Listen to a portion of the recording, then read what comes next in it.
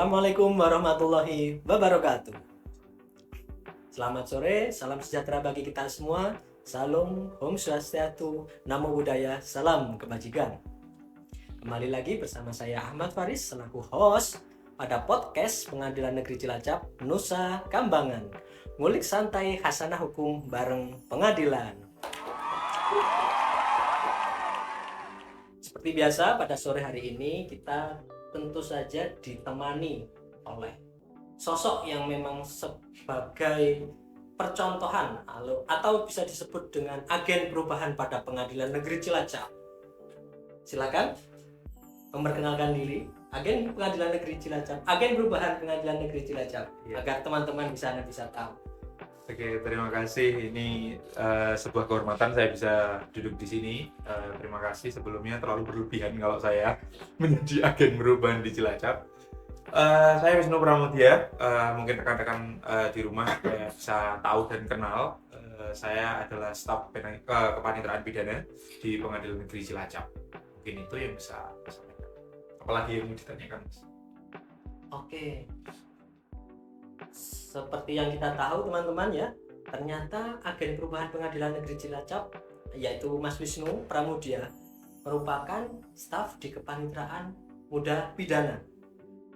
Saya mau tanya nih Mas. Siap, boleh. Belum lama ini Mahkamah Agung itu kan mengeluarkan aplikasi baru. Ya, benar. Yang dipakai di kepaniteraan pidana. Oke. Aplikasi tersebut kalau tidak salah nih ya, bernama e-Berpadu.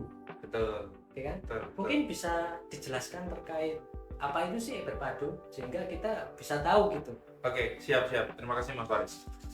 Jadi untuk diketahui bersama rekan-rekan di rumah mungkin yang belum tahu, e-Berpadu sendiri itu akronim dari elektronik berkas perkara pidana terpadu.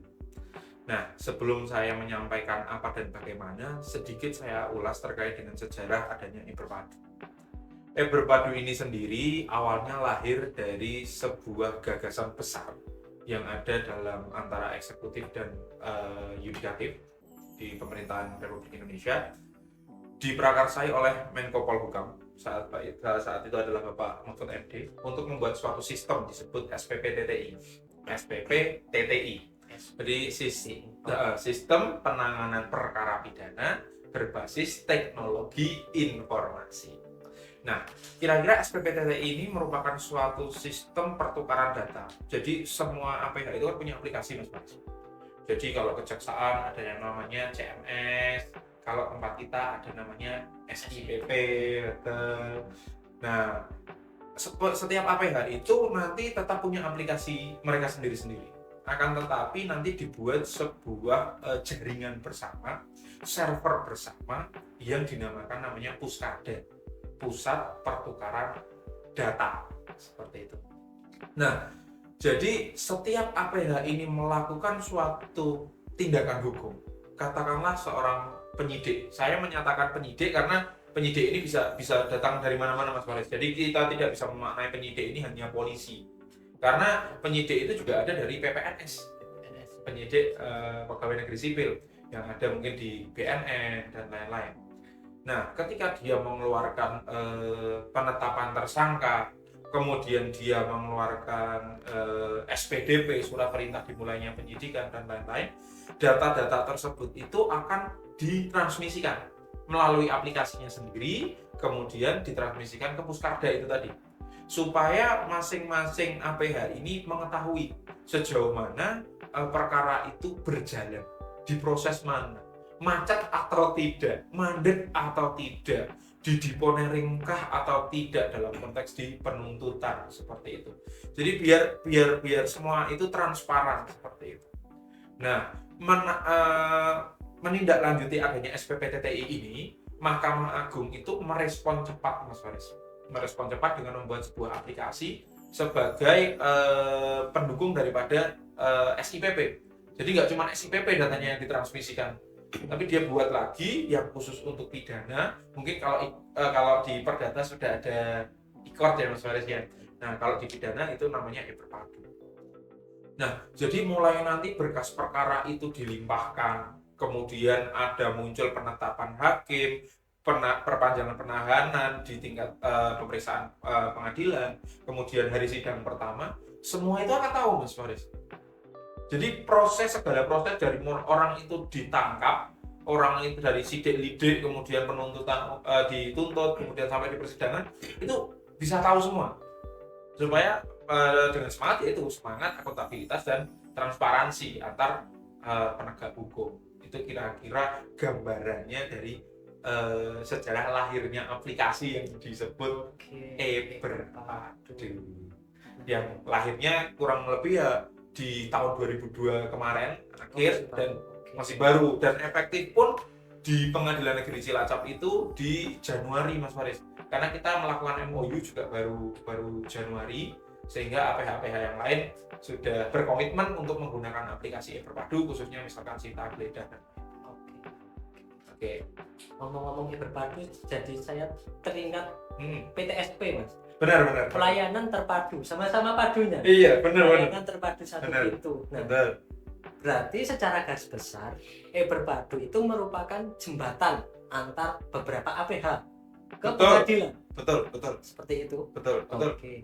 Nah, dengan adanya e-Berpadu ini, apakah serta-merta mengesampingkan pelayanan PTSP pidana dalam hal ini pidana? Nah, ini menarik. Dalam hal ini pidana. Benar. Karena yang saya tangkap adalah beberapa fitur-fitur yang ada dalam e-Berpadu merupakan pelayanan PTSP pidana. Betul. Hanya saja kalau PTSP pidana itu kan versi offline ya, atau versi tatap muka secara langsung. Betul. Sedangkan e-Berpadu adalah versi online-nya. Versi online-nya.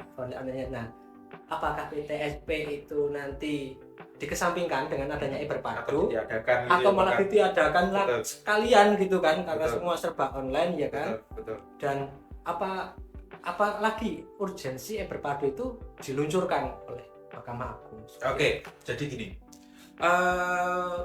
penggunaan aplikasi e-Berpadu, mungkin tadi saya kelupaan untuk menyampaikan Mas Faris, itu tidak lepas daripada dasar hukumnya juga. Saya tadi sempat lupa untuk menyampaikan itu. Jadi dasar hukum pertama kali itu memang ada Perma 8 yang kemudian secara petunjuk teknisnya diatur lebih rigid lagi dalam SK KMA nomor 365 tahun 2002 semuanya. Dua-duanya 2022. Oke. Nah, itu dia ada klausula eksonerasi atau klausula pengecualian. Ketika e-Berpadu ini mengalami maintenance, server down dan lain-lain, maka di SK KMA 365 ini mengamanatkan bahwasanya pelayanan harus tetap dilaksanakan secara manual. Secara mutatis mutandis, maka PTSP itu perannya masih ada. Itu baru bahas kalau ternyata e-Berpadu offline, maintain atau itu baru pertama. Yang kedua, masih banyak juga kita mengakomodir bahwasanya orang yang pengguna layanan yang lansia atau mungkin masih mengalami kesulitan untuk mengakses jaringan, karena kita ketahui masalah jaringan ini juga jadi permasalahan nasional. Belum banyak tempat yang memang diakses jaringan secara baik seperti itu. Itu tetap masih bisa kita layani di PTSP pengadilan, khususnya kalau kami lebih fokusnya kepada masyarakatnya. Contohnya berarti pinjam pakai barang bukti sama izin besuk. Itu masih kita layani secara offline. Seperti itu. Walaupun tetap kita awalnya ketika mereka datang akan kami tetap edukasi untuk selanjutnya, atau kami bantu juga untuk dia mengajukan secara e-Berpadu. Karena enak Mas, nggak perlu datang ke pengadilan, penetapannya sudah langsung hadir di e-Berpadu. Mereka kalau mau izin besok tinggal datang ke lapas. Pun demikian dengan pinjam pakai barang bukti seperti itu. Itu konteks pertama. Jadi kesimpulannya, tidak serta-merta aplikasi e-Berpadu ini menegasikan peran dan fungsi loket pidana yang ada di PTSP. Jadi tetap ada, walaupun memang kalau dengan APH lain, misal dengan polisi kan berkaitan sita geledah, kemudian kejaksaan, pelimpahan, itu juga kita sudah melakukan MOU. Jadi mereka secara bersama-sama berkomitmen untuk menggunakan e-Berpadu ini dulu. Pokoknya kalau ini nggak down, kita nggak pakai tuh yang offline. Tapi pelimpahan pun itu juga kita masih double track system. Jadi berpadunya jalan, berkas perkaranya tetap dilimpahkan secara manual. Dan nanti mungkin kalau tanda tangan elektronik itu sudah berjalan secara normal, mungkin nanti akan beralih menjadi single track system. Jadi pelimpahan ya murni utuh menggunakan berpadu. Berkas fisiknya sudah tidak dilimpahkan secara fisik, sehingga para hakim dalam memeriksa perkara mengacu kepada bukti-bukti yang sifatnya digital seperti itu. Itu urgensinya. Urgensinya berarti Siap. bisa dibilang secara signifikan itu atau bahkan menghilangkan sama sekali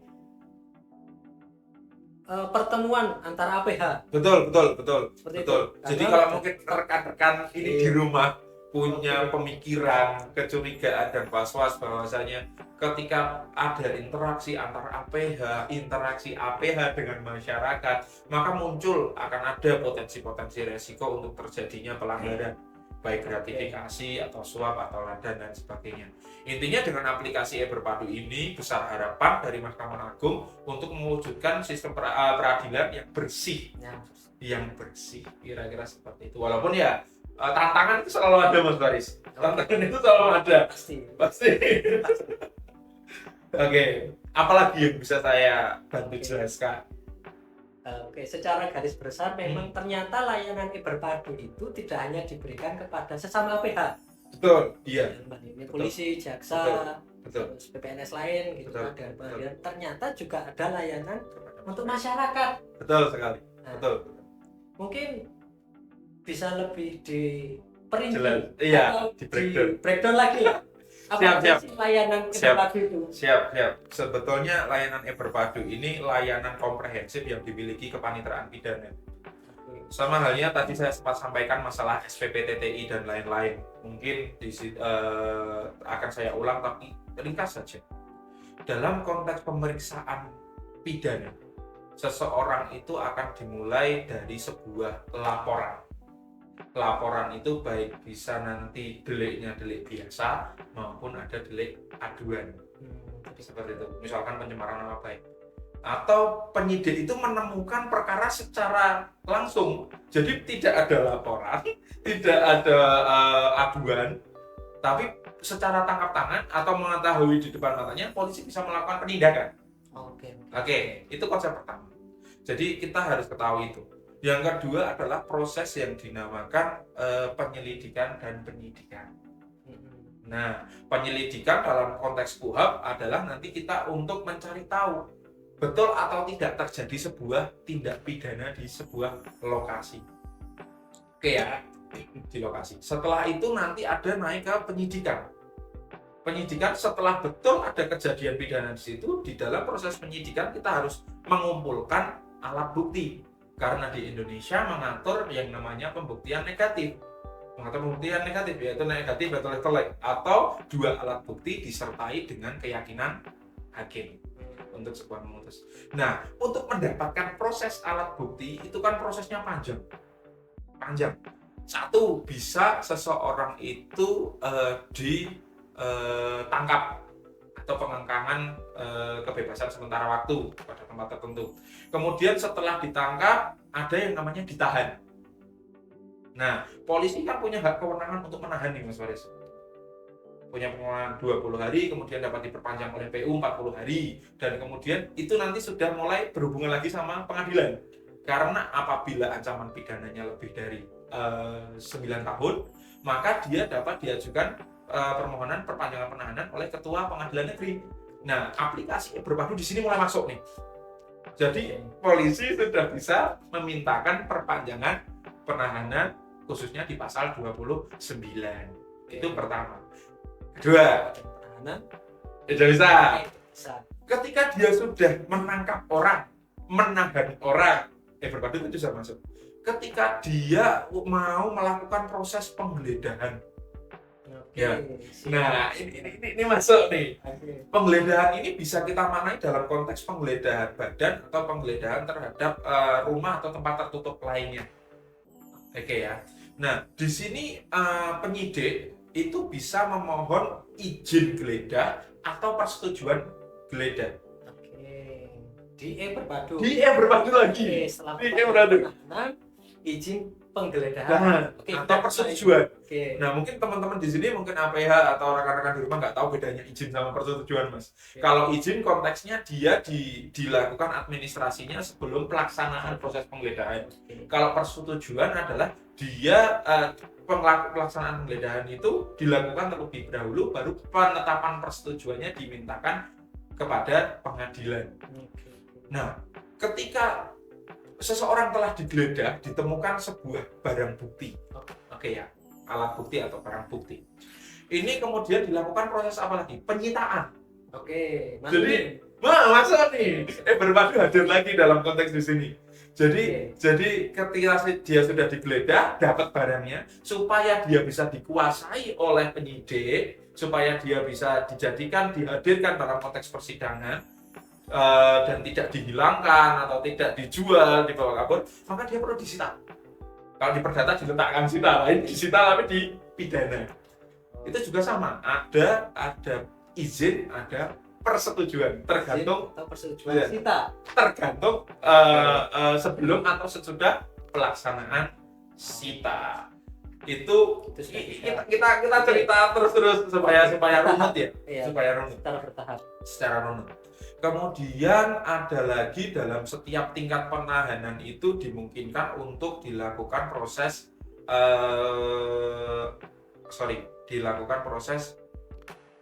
diversi. Nah, kalau ternyata dalam tingkat penuntutan, tingkat penyidikan sidik lidik atau di penuntutan itu bisa untuk ancaman pidananya itu dilakukan proses diversi, konteksnya dalam hal ini adalah restoratif justice ya Mas, maka permohonan penetapan diversi itu bisa diajukan oleh penyidik atau penuntut umum kepada pengadilan melalui aplikasi e-berpadu. Oke, sudah 4 ini. Sudah 4. Lanjut lagi masih ada. Sama ternyata. Banyak. Ini baru 4 ini. Ini baru 4. Kemudian ada terkait dengan pinjam pakai barang bukti. Oke, pinjam pakai barang bukti itu juga dapat diajukan oleh terdakwanya atau oleh keluarganya itu melalui e-berpadu untuk dapat pinjam. Karena kan gini, kadang barang sitaan itu barang yang disita itu tadi merupakan alat mencari nafkah, Mas. Bisa mobilnya, kemudian motornya, sedangkan mobil dan motor itu dipergunakan secara kontinu, secara berkelanjutan oleh keluarganya untuk mencari nafkah.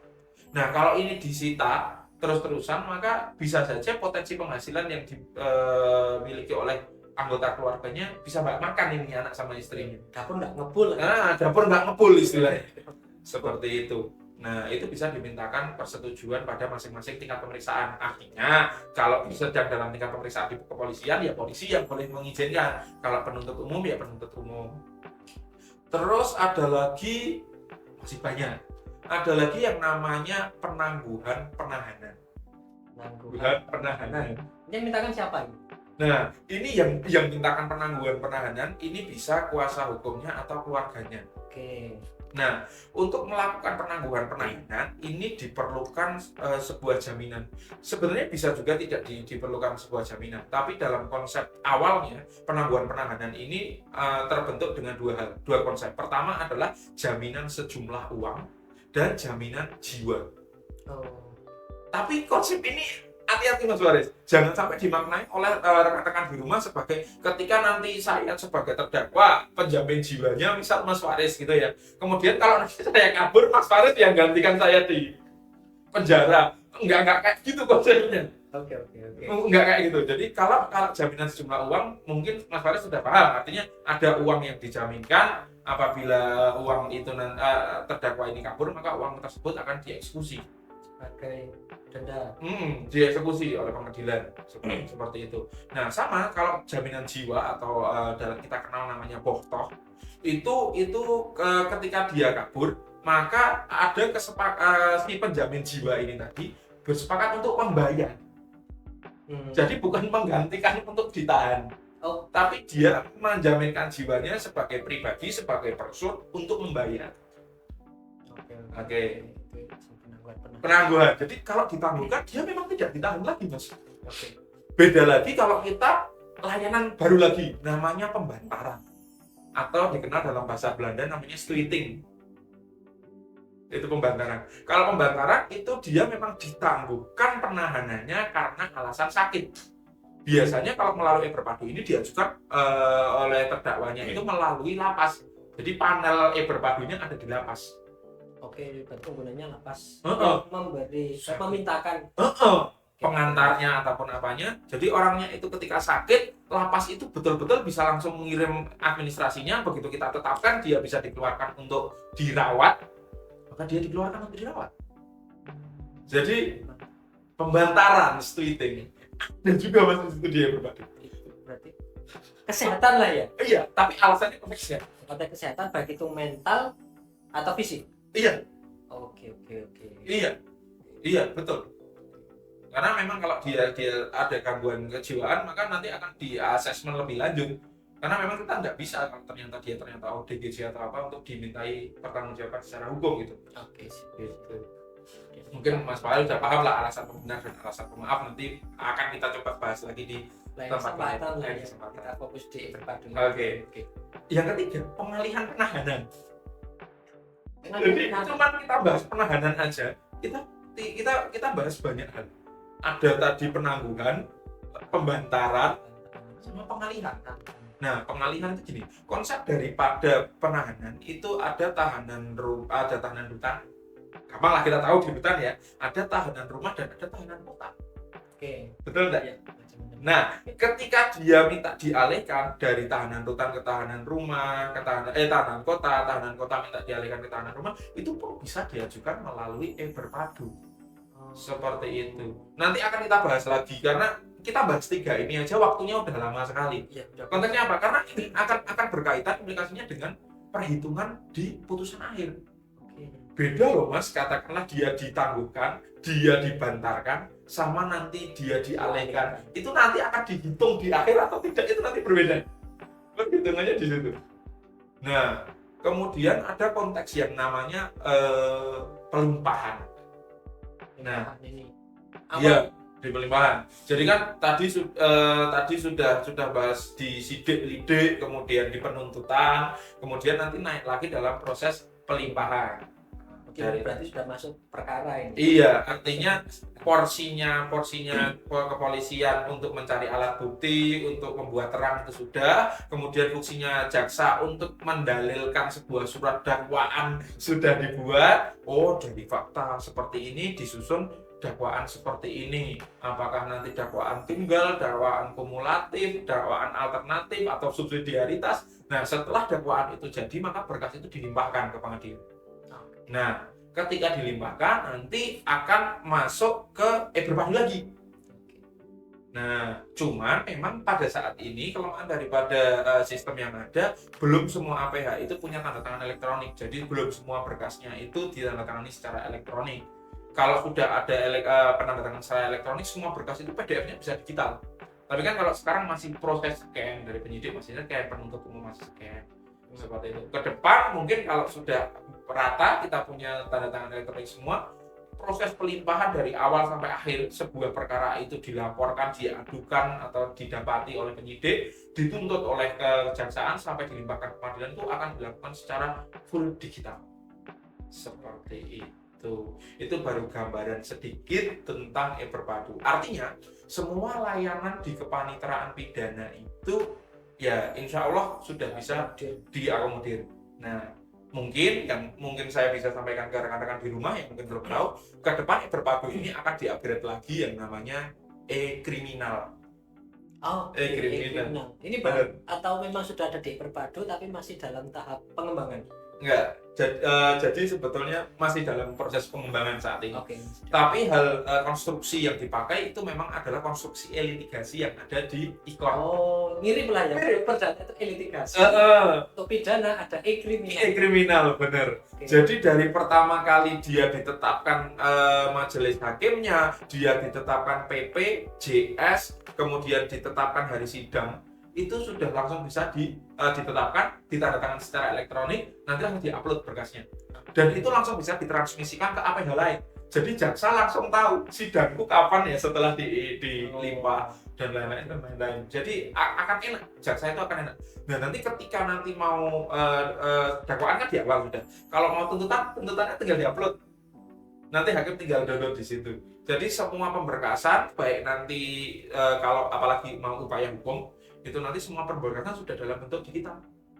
Dan itu akan sangat membantu ketika penerapan perma terkait dengan upaya hukum itu sudah diberlakukan secara tegas seperti itu. Jadi meja 2 di pidana, kalau di perdata meja 3 kerjanya nggak terlalu berat lah istilahnya untuk nyekan-nyekan berkah. Lumayan untuk mengurangi ABK lah ya. Iya. Oke. Kira-kira segitu.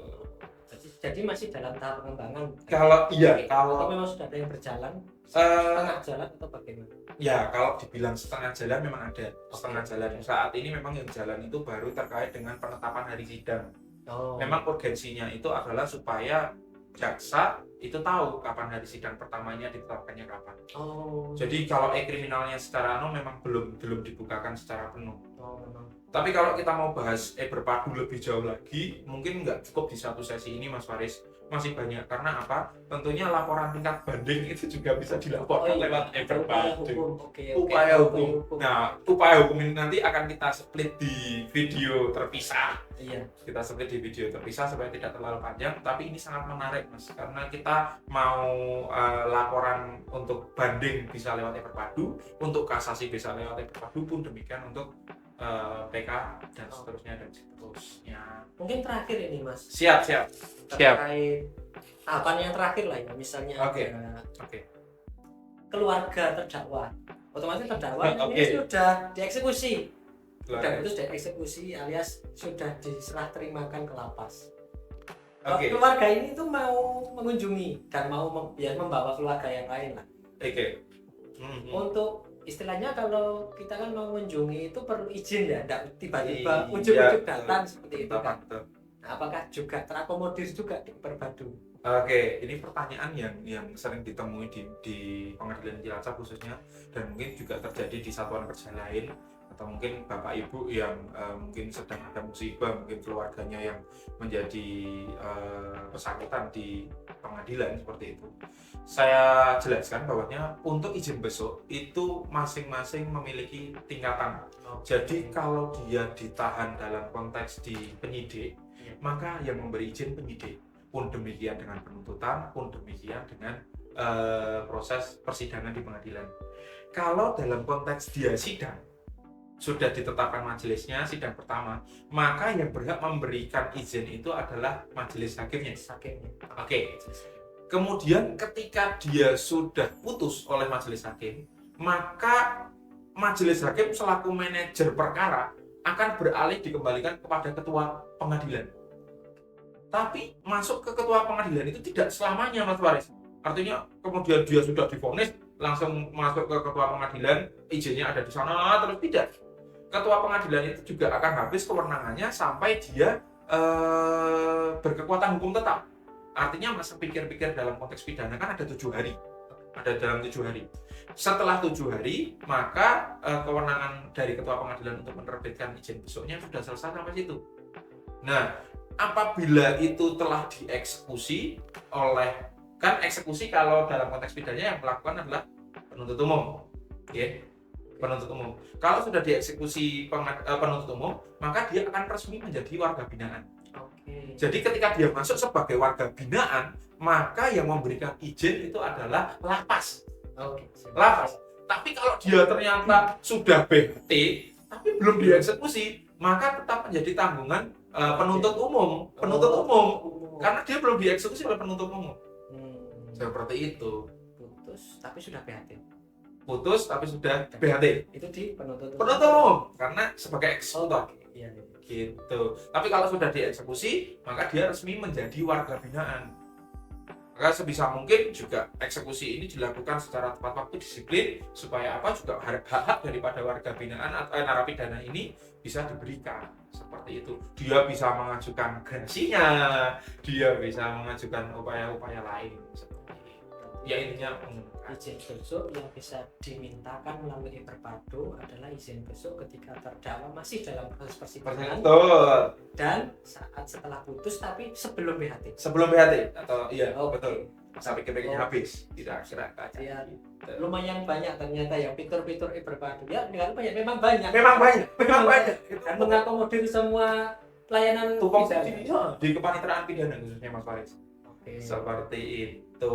Mungkin itu dulu Mas Wisnu. Siap. Ini Banyak juga. juga. Ini Dan juga. memang Mahkamah Agung itu memang benar-benar serius untuk memberikan pelayanan yang prima kepada masyarakat Betul. dan bahkan ke APH lain, Betul. sehingga mengakomodir banyak APH lain untuk jadi satu dalam satu aplikasi. Iya. Dan ini saya rasa itu juga jarang Mm-mm. di instansi-instansi tertentu itu memberikan terobosan seperti Betul. Ini akan membangun sinergitas dan kerjasama Iya, yang baik membangun antar APH. sinergitas antar APH. Betul. Semakin solid lah kita Oke. itu sebagai aparat penegak hukum. Siap. Seperti itu.